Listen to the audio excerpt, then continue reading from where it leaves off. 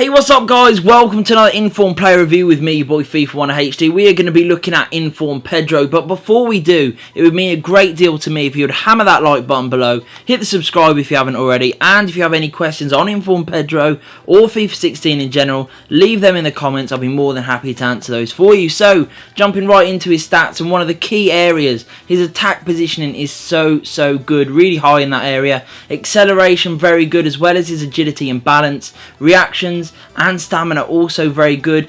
His sprint speed and his strength do leave something to be desired for. However, moving on, ball control, dribbling, finishing, they are all so good. Long passing, long shots not terrible. Short passing very high though, and shot power not too bad either.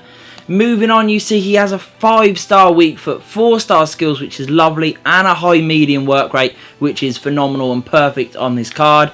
He also has the dribbler speciality as well as the acrobat, but no traits. So let's get into the main block of the review.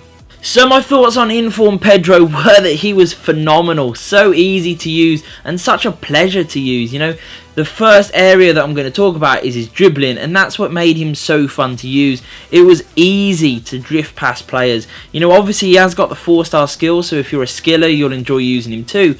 But with such high ball control, really good dribbling, and the acceleration to match, you know, you can really get going and you can drift past players with absolute ease. You breeze past them, you dance past them. It is that easy to dribble past players with Pedro. You know, he's also got really good agility and balance, so even when, you know, they are quite close to him, maybe they're putting the pressure on or there's a few around him and he's got to wiggle his way out, you know, he's got the great agility and balance to do that, combined obviously with the dribbling and the ball control. It really does feel so overpowered, and that's something that is on the game. You know, you notice it with players like Neymar and a few others like Bale, Messi, you know, etc, where it is just overpowered to high hell. It's so easy to go past players, almost where you'd expect to get tackled, you still end up getting through. That is how it feels with Inform Pedro. So definitely, for anyone who likes players with really good dribbling, you are going to love this card.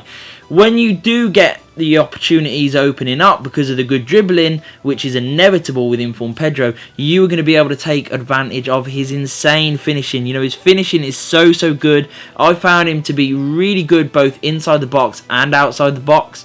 You know, he's got such great agility and balance and a 5-star weak foot that anything bobbling around the box as well, you know, little half chances here and there, he's going to be punishing them, putting them into the top corner every single time. He's got really good positioning, which just means that he's always making great runs, he's always in good areas, and it just makes scoring goals with Inform Pedro super easy. His passing is actually quite neat and tidy, although anything longer range and crossing I found to be a little bit poorer. You know, I was a bit disappointed in that area, but certainly, you know, his short range passing is more than adequate. You know, it's quite good. But realistically, when you've got the ball with this guy, why would you want to pass? You know, he's got such amazing dribbling, really good shooting. Why would you want to? You know, it's so much fun using this guy that, you know, just dribble past a few players, get a shot off, and you probably score a goal anyway. So why bother passing?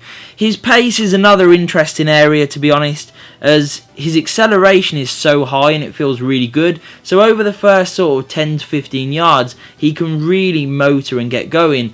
But then it really does slow down quite considerably. You know, so that does mean if he is playing at maybe left midfield or something, that you might notice it a little bit more than if you play him maybe at the left wing or left forward spots, which is where I would recommend you play him, because he's got such great sort of attacking qualities that you really want him high up the pitch. And obviously the higher up the pitch, the less space he's got to run into, so it's more acceleration sort of sprinting than it is long sprint speed sort of use of his pace. I hope you enjoyed the review, guys. If you did, please hit that like button, hit the subscribe button, and peace. It probably will. Yeah. Oh my god, you've got a legend! Have I? I've got to! I have no idea, but really.